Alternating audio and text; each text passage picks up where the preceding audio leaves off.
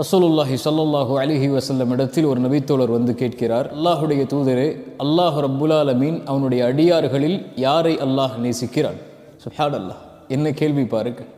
இஸ்லாமிய மார்க்கத்தை நாம் படித்ததில் என்னை ஆச்சரியப்படுத்திய ஹதீஸில் இதுவும் ஒன்று.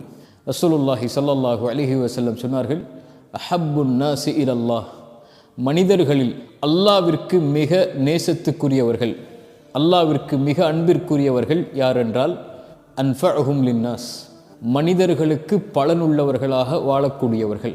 அல்லாஹு அக்பர். தன்னோடு வாழக்கூடிய படைப்பினத்திற்கு, மனித இனத்திற்கு, முஸ்லிம்களுக்கு மட்டுமல்ல, கிறிஸ்துவர்களுக்கு மட்டுமல்ல, இந்துக்களுக்கு மட்டுமல்ல, உலகத்தில் மனிதன் என்ற உருவத்தில் தோற்றத்தில் பிறந்த எல்லோருக்கும் பலனுள்ளவனாக வாழ்பவனே அல்லாவிற்கு விருப்பத்திற்குரியவன், அல்லாஹ் அவரை நேசிக்கிறான் என்று அல்லாஹுடைய தூதர் ஸல்லல்லாஹு அலைஹி வஸல்லம் சொன்னார்கள்.